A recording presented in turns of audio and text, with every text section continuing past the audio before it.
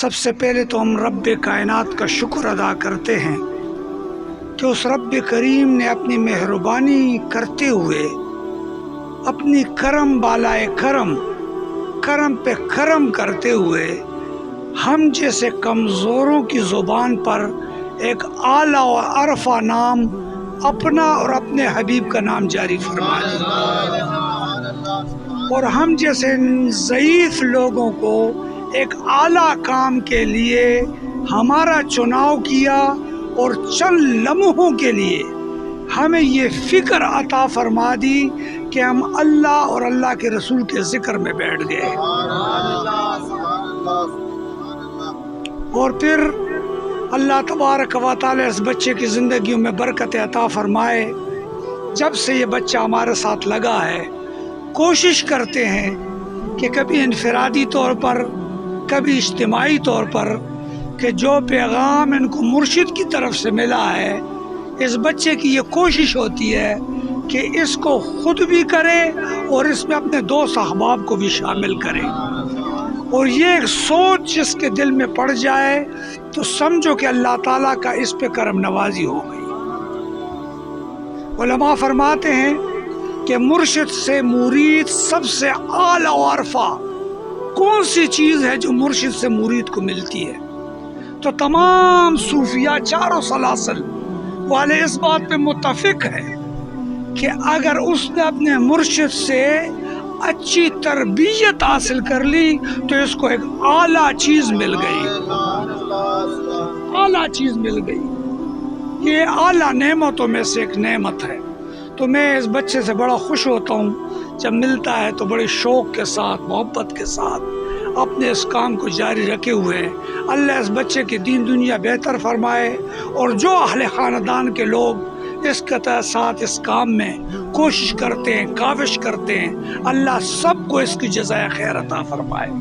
میں نوجوانوں کے لیے دو چار نصیحت کی باتیں جو جگہ جگہ پر پورے محرم میں کر رہا ہوں، کیونکہ اس میں ایک تحریکی سوچ، ایک ایسی سوچ نوجوانوں میں پیدا کرنے کی کوشش کر رہا ہوں کہ وہ وقتی شوق نہ ہو کہ محفل میں آ گئے، ان کو لطف آ گیا اور بس چلے گئے، نہیں، بلکہ ہم ایک ایسا داعیہ پیدا کرنا چاہتے ہیں، ایسی ایک سوچ پیدا کرنا چاہتے ہیں کہ ہر لمحہ ہر گھڑی اس پہ اگر حاوی ہو تو بس اپنے مصطفیٰ کی محبت اور اطاعت حاوی ہو جائے، اس کی زندگی میں تبدیلی آ جائے، اس کی فکر سوچ میں تبدیلی آ جائے۔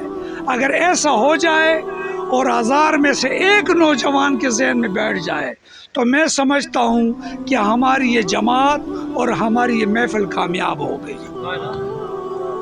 میں نے آیت کریم آپ لوگوں کے سامنے پڑھی، حضرت علامہ صاحب تشریف فرما ہے، اللہ قرآن مجید فرقان حمید میں فرماتا ہے ھدی للمتقین، یہ قرآن ہدایت دیتا ہے ڈر والوں کو، ڈرنے والوں کو، یعنی یہ قرآن ہدایت دیتا ہے ڈرنے والوں کو۔ متقین کا ترجمہ ہے ڈرنے والے، خشیت رکھنے والے، ڈر والوں کو یہ ہدایت عطا فرماتا ہے۔ دوسری جگہ قرآن مجید فرماتا ہے ھدی للناس، یہ قرآن مجید پوری مخلوق کے لیے ہدایت ہے۔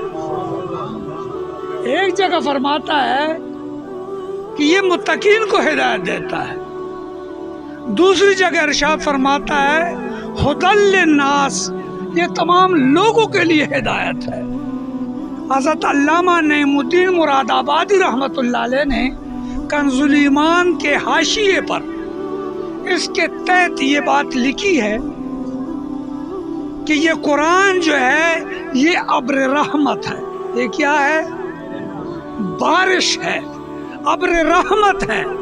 بارش جو ہے یہ شوخ زمین پر بھی برستا ہے اور سرسبز و شاداب زمین پر بھی برستا ہے، اس زمین پہ بھی برستا ہے جس میں بنگ اگے ہوئے ہیں، اس زمین پر بھی برستا ہے جہاں مالٹے اور آم کا باغ لگا ہوا ہے، دونوں زمینوں پہ یکساں بارش برستی ہے۔ نعیم مراد آبادی فرماتے ہیں کہ ھدی للناس اس لیے کہ بارش کسی میں تفریق نہیں کرتا، شوخ پر بھی برستا ہے، سرسبز پہ برستا ہے، سیم اور تور والی زمین پہ بھی برستا ہے، اور اچھی زمین پر بھی برستا ہے۔ یہ ہدی للناس ہے، لیکن ہدی للمتقین کا مطلب یہ ہے کہ فائدہ وہ زمین اٹھاتی ہے جو سرسبز و شاداب ہوتا ہے۔ زمین بارش سب پہ برستا ہے، پوری زمین پہ بارش برستا ہے، لیکن فائدے کے لحاظ سے وہ زمین فائدہ اٹھاتی ہے جس کو سینچا گیا ہو، جس میں محنت کی گئی ہو، جس میں ہل چلایا گیا ہو، جس کو تیار کیا گیا ہو، جس میں وتر پڑا ہو، اس بارش سے وہ زمین فائدہ اٹھاتی ہے۔ اے میرے دوستو، گویا کہ اللہ ارشاد فرمانا چاہتا ہے کہ انسان کا وجود یہ بھی مٹی سے بنا ہے۔ یہ وجود جو ہے کس چیز سے بنا ہے؟ مٹی سے بنا ہے، اور مٹی کی یہ عادت ہے، مٹی کی، یہ نوجوان میری یہ بات غور سے سن لیں، مٹی کی ایک عادت ہے، یہ اس کی عادت ہے۔ مٹی کی عادت، مٹی کی کیا ہے؟ مٹی کی عادت یہ ہے کہ یہ جنگلی گھاس کو خود بخود اگاتا ہے، جنگلی گھاس کو خود بخود اگاتا ہے۔ آپ اسلام آباد میں جائیں، کتنا بنگ اگا ہوا ہے۔ آپ یہ راستے پہ آئے معراج ہوٹل کے ساتھ، کتنا بنگ اگا ہوا ہے۔ نہ کسی نے یورا دیا ہے، نہ کسی نے اس کو ہل چلایا ہے، نہ کسی نے گوڑی کی ہے، نہ کسی نے محنت کی ہے، خود بخود اگا ہوا ہے۔ گویا کہ زمین کی عادت یہ ہے کہ یہ جنگلی گھاس کو خود بخود اگاتا ہے، جنگلی گھاس کو خود بخود اگاتا ہے۔ لیکن اگر اسی زمین میں آپ گندم کاشت کرنا چاہیں، مکائی کاشت کرنا چاہیں، تو پھر 1 من کاشت کرے آپ کو 2 کلو بھی نہیں ملے گا۔ خود بخود نہیں اگاتی، اس کے لیے ہل چلانا پڑتا ہے، اس کے لیے گوڑیاں کرنی پڑتی ہے، اس کے لیے یوریا دینا پڑتا ہے۔ معلوم یہ ہوتا ہے کہ زمین کی عادت یہ ہے، جنگلی گھاس خود بخود اگاتا ہے، اور اچھی فصل کے لیے اس میں محنت کرنی پڑتی ہے۔ اچھی فصل کے لیے اس میں محنت کرنی پڑتی ہے۔ اللہ فرماتا ہے ہدی للناس، یہ قرآن بھی ایسا ہی ہے، یہ برستا تو سب زمین پر ہے، پر یہ ہدایت اور نفع اس زمین کو عطا کرتا ہے جس زمین پر محنت کی ہوئی ہوتی ہے، جس کا سینہ محنت والا ہوتا ہے، کوشش والا ہوتا ہے۔ ہر زمین اس سے فائدہ نہیں اٹھاتی۔ اے میرے دوستو، تو یہ زمین کس چیز سے فائدہ اٹھاتی ہے؟ آپ ہل چلاتے ہیں، آپ گوڑیاں کرتے ہیں، اس کو سینچتے ہیں تو زمین تیار ہوتی ہے۔ یہ دل کی زمین، یہ سینے کی زمین، یہ کس سے نشو و نما پاتی ہے؟ یہ اللہ اور اللہ کے رسول کے ذکر سے نشو و نما پاتی ہے۔ یہ اللہ کے ذکر سے سینچا جاتا ہے، یہ اللہ کی یاد سے سینچی جاتی ہے۔ جو بندہ اللہ کا ذکر کثرت سے کرتا ہے، اللہ اس کے سینے کو توری سینہ بنا دیتا ہے، اور جب اس پہ بارش برستی ہے تو اللہ اس میں تقوی کا فصل پیدا فرما دیتا ہے، اس میں تقوی کا فصل اگ جاتا ہے، اس میں نیکیوں کا فصل اگ جاتا ہے۔ اب میرے دوستو، بات سمجھانا میں چاہتا ہوں، آپ ہر چیز کا ایک کالج ہے۔ آپ آرٹس پڑھتے ہیں، آرٹس کے کالج میں جاتے ہیں، آپ سائنس پڑھتے ہیں، سائنس کے کالج میں جاتے ہیں، آپ انجینئرنگ کرتے ہیں تو انجینئرنگ کے ماہرین کے پاس جاتے ہیں۔ یہ کیسے ہو سکتا ہے کہ دنیا کا کام تو بغیر ماہر کے نہیں سیکھا جا سکتا، تو یہ دل کو بھی سینچا جائے گا تو کسی ماہر کے ہاتھوں سے سینچا جائے گا، کسی ماہر کے ہاتھوں سے سینچا جاتا ہے۔ پیر کرم شاہ الازہری نے اپنے کتاب میں لکھا ہے، اس نے لکھا یہ گٹار دے دو، یہ ستار گٹار دیکھو، اگر آپ کو کوئی کہے کہ یہ بولتا ہے، اس کی یہ تاریں جو ہے نا یہ بولتی ہیں، تو پیر کرم شاہ صاحب فرماتے ہیں وہ کہے گا کہ یہ بے جان تاریں، یہ بے جان لکڑیاں یہ کیسے بول سکتی ہیں؟ اس نے کہا نہیں، یہ تو نغمے الاپتی ہے، یہ تو بڑی سر کے ساتھ گاتی ہے۔ اس نے کہا نہیں ہو سکتا، کیونکہ یہ بے جان ہے، تارے بھی بے جان ہیں، لکڑی بھی بے جان ہے، یہ نغمے نہیں الاپ سکتی۔ پیر کرم شاہ صاحب نے کہا کہ ہاں الاپ تب سکتی ہے جب کسی ماہر کے ہاتھ میں آ جائے، جب ماہر اس کے تاروں پہ ہاتھ لگاتا ہے تو اس سے نغمے نکلنے شروع ہو جاتے ہیں، یہ نغمے الاپنا شروع کر دیتی ہے، یہ گانا شروع کر دیتی ہے۔ تو فرماتا ہے یہ جو سینے ہیں، یہ جو سینے ہیں یہ بنجر زمین ہوتی ہے، لیکن کسی اللہ والے کی نگاہ پڑتی ہے تو اس سے لا الہ الا اللہ کی صدائیں آنی شروع ہو جاتی ہیں، اس سے اللہ والوں کی صدائیں شروع ہو جاتی ہیں، اس سے اللہ کی ذکر کی صدائیں بلند ہو جاتی ہیں۔ اس لیے میرے دوستو اللہ تعالیٰ فرماتا ہے وَاعْلَمُوا أَنَّ اللَّهَ مَعَ الْمُتَّقِينَ، جان رکھو اللہ متقیوں کے ساتھ ہے۔ جنگلوں میں مت ڈھونڈو، بازاروں میں مت ڈھونڈو، ادھر ادھر نہ جاؤ، اگر اللہ کو ملنا چاہتے ہو تو کسی اللہ کے ولی کے پاس بیٹھ جاؤ، تمہیں متقی بنا دے گا۔ مقناطیس کے ساتھ جاؤ تو تجھ میں مقناطیسیت آ جاتی ہے۔ یہ کیسے ہو سکتا ہے کہ تو کسی اللہ والے کے ساتھ بیٹھ جائے اور تیرے ساتھ کچھ بھی نہ ہو؟ اے میرے دوست ایسا نہیں ہو سکتا۔ اور پیر جماعت علی شاہ صاحب جا رہے تھے، راستے میں بچے بیروں کو پتھر مار رہے تھے، اچانک پتھر پیر جماعت علی شاہ صاحب کے سر پہ لگا، وہ مریدوں نے بچوں کو پکڑ لیا۔ جب بچوں کو پکڑا تو پیر صاحب فرمان لگے بیٹا یہ تم کیا کر رہے تھے؟ فرمایا ہم بیر کو پتھر مار رہے تھے۔ تو کہتے کیوں مار رہے تھے؟ کہتے تاکہ بیر نیچے آ جائے۔ تو مریدوں کو کہتا ہے یہ کیسے ہو سکتا ہے کہ بچے بیر کو پتھر مارے تو بیر عطا کرے اور اللہ والے کو پتھر لگے تو کچھ بھی نہ عطا کرے؟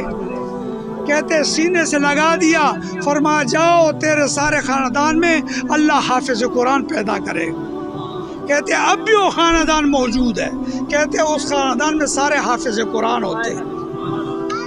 یہ اللہ والے جو ہیں اے میرے دوستو، اس سینے پہ محنت کی ضرورت ہے، اس سینے پہ کوشش کی ضرورت ہے۔ اور دنیا کا کام کے لیے ہم کوشش کرتے ہیں۔ دیکھو اللہ فرماتا ہے نحن نرزق، رزق میں دیتا ہوں۔ اللہ خود وعدہ کرتا ہے نحن نرزق، رزق ہم دیتے ہیں، پر ہم مزدوری کرتے ہیں، ہم نوکری پہ جاتے ہیں، ہم کام کرتے ہیں۔ اور اللہ فرماتا ہے کہ میں نے انسان کو پیدا کیا اپنی عبادت کے لیے، رزق کا ذمہ خود لیا، عبادت کے لیے تجھے پیدا کیا۔ اے میرے دوست جس کا ذمہ اس نے لیا اس کے لیے تو ہم کوشش کریں، اس کے لیے تو دن رات دوڑ کریں، لیکن جو کہ ہمارے ذمے ہے وہ ہم نے اللہ کے ذمے کر دیا ہے، اس کے لیے کوئی محنت نہیں، کوئی کوشش نہیں۔ اے میرے دوستو نوجوانوں کو سبق دینا چاہتا ہوں، فکر دینا چاہتا ہوں کہ اگر چاہتے ہو کہ تمہارے سینے وہ مدینے والے سینے بن جائیں، تمہارا روح مدینے کی طرف پھر جائے اور تمہیں کوئی دیکھے تو اسے تیرا نبی کا چہرہ یاد آ جائے، تو آ جاؤ ایسی صحبتوں میں بیٹھ جاؤ جو تیرے تعلق کو مدینے کے ساتھ جوڑ دے، جو تیرے تعلق کو مکے کے ساتھ جوڑ دے، تیرے ٹوٹا ہوا تعلق رب کے ساتھ دوبارہ جوڑ کر تجھے باخدا بنا دے۔ اے نوجوانوں اس صحبتوں کو چینج کرو۔ آج کل تو یہ موبائل آ گیا ہے اور جو تھوڑی بڑی خلوت تھی وہ بھی اس نے ختم کر دی ہے۔ پرانے زمانے میں ہمارے ماں باپ دروازے بند کر کے ہمیں کنڈیاں لگا کے ہمیں گھر میں بند کر دیتے تھے، باہر شیطان ہوتا ہے۔ اب انہیں پتہ نہیں کہ بسترے میں بھی ساتھ شیطان۔ ہاں جی، زبانیں بند ہو گئی، انگلیاں بولنے شروع ہو گئی ہیں۔ ہاں جی، جب انگلیاں بولنے شروع ہو جائیں کون روک سکتا ہے؟ یہ پرفتن دور ہے، یہ سخت دور ہے۔ نوجوانوں کی تربیت ماں باپ نہیں کر سکتے۔ ماں باپ غسل خانے میں کیا کریں گے؟ ادھر ہی لگا ہوتا ہے ٹکا ٹکا ٹکا۔ اے میرے دوستو اس وقت اگر تربیت ہو سکتی ہے تو کسی اللہ والے کے نگاہوں سے تربیت ہو سکتی ہے، کسی اللہ والوں کی صحبت میں تربیت ہو سکتی ہے۔ اس لیے کسی نے کہا جیڑا کردہ اللہ دے ولیاں دا سنگ اس کچتے بھی آندہ ہیرے دا رنگ، اور اس ہیرے دا نہیں رہندا کوڑی بھی مل جڑا گر جائے کسی ہاری چ۔ آج ہمارا صحبتیں ٹوٹ گئی ہے، آج ہماری صحبتیں ختم ہو گئی ہیں، جس کی وجہ سے ماں باپ ہمارے پاس شکایتیں لے کے آ رہے ہیں، ماں باپ ہمارے پاس شکایتیں آ رہے ماں باپ کہ ہمارے بچے ہماری بات نہیں مانتے، ہم بات کرتے ہیں بات نہیں مانتے۔ تو ان کو ہم یہی کہتے ہیں کہ ایک دن کی نصیحت کی بات نہیں ہے، اپنے بچوں کی صحبت تبدیل کرو، اس اللہ والوں کی صحبت میں لے آؤ۔ میں سمجھتا ہوں کہ راشد بھائی نے یہ جو محفل کر کے یہ پیغام دیا ہے، ہماری جماعت دعوت الخیر کے 3 پیغام ہیں: اپنی اصلاح، دوسروں کو اصلاح، مقصود رب کی رضا۔ بس یہ 3 کام ہیں۔ اپنی اصلاح ہو جائے، کسی ایک نوجوان کو اطلاع دے دو تاکہ اس کا بھی رخ مدینے کی طرف ہو جائے، اس سینے کو سینچ لو تاکہ یہ قرآن اس پہ اثر کرے۔ کہ گولی جو ہوتی ہے، گولی کلاشنکوف کی گولی ہو یا 32 بور کی گولی ہو، اگر آپ کو یہ کوئی کہے کہ یہ سینے سے پار ہو جاتی ہے، یہ سر پہ لگ جائے تو سر کو توڑ دیتی ہے، یہ پاؤں پہ لگے تو پاؤں کو توڑ دیتی ہے، یہ ایک سینے سے لے کر دوسرے سینے میں بھی پیوست ہو جاتی ہے، یہ بندے کو مار دیتی ہے، اور گولی کے بارے میں کوئی بتائے ہیں؟ اب وہ گولی تم لے آؤ کہ یار یہ تو بندے کے سینے سے پار ہوتی ہے، لیکن جب تم نے گھر میں لے آیا وہ کلاشنکوف کی گولی تھی، پر تیرے ساتھ جو ہے نا وہ 32 بور کا پسٹل ہے، اب تم اس میں ڈال رہے ہو لیکن وہ چل نہیں رہی، تو کہتے ہیں اس نے تو گولی کی بڑی تعریف کی تھی کہ وہ سینے کے پار ہوتی، پر یہ تو چل ہی نہیں رہی۔ تو کوئی سیانا کہتا ہے کہ وہ گولی ٹھیک ہے، میگزین تیرا وہ والا نہیں ہے، گولی ٹھیک ہے، میگزین تیرا وہ نہیں ہے۔ تو میں کہا قرآن کی آیاتوں میں واقعی وہی اثر ہے، ہماری میگزین خراب ہے، قرآن کی آیاتوں میں وہی اثر موجود ہے، سب کچھ اس میں وہی ہے جو محمد کے وقت تھا، صرف یہ بات ہے کہ وہاں گولی کسی اور چیز کی ہے، ہمارے ساتھ بندوق کوئی اور ہے جی، اس پہ چلتی کب ہے؟ آئیے اس قرآن کے مطابق اس سینے کو میگزین بنائے، پھر قل ہو اللہ احد پڑھ کے دیکھو کہ قل ہو اللہ اثر کرتا ہے کہ نہیں کرتا۔ ایک آواز سے ذکر کرے اللہ ہو اللہ، ذرا پیچھے والی کر لے، آواز ابھی بھی نہیں آ رہی، ذرا پیچھے والی آواز کر لے، مت شرمائے، ذرا پیچھے والا ذکر کر لے۔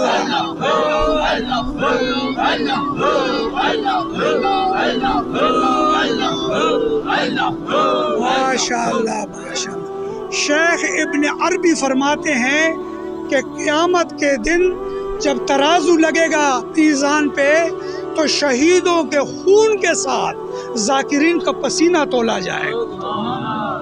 شیخ ابن عربی فرماتے ہیں کہ شہیدوں کے خون کے ساتھ اس ذاکرین کا پسینہ تولا جائے، یہ اتنا بڑا کام ہے، یہ کوئی معمولی کام نہیں۔ اس لیے میرے دوستو، اپنے نوجوان بچوں کو ہمارے ساتھ ملاؤ، اپنے بچوں کو اس طرف تلقین کرو تاکہ ہمارے ساتھ بیٹھ جائیں گے۔ انشاءاللہ ہم تمہیں یقین کرتے ہیں ہمارے ساتھ چند دن گزاریں گے، آپ کے سرانے نہیں بیٹھے گا بلکہ آپ کے پاؤں میں بیٹھنا شروع کر دے۔ یہ فیضان نظر تھا یا کہ مکتب کی کرامت، الہی کس نے سکھائی اسماعیل کو آداب فرزندی۔ یہ فیضان نظر ہی بندے کو آداب فرزندی سکھاتا ہے، اس چیز سے تبدیلی آتی ہے۔ تو آج میں راشد صاحب سے بڑا خوش ہوں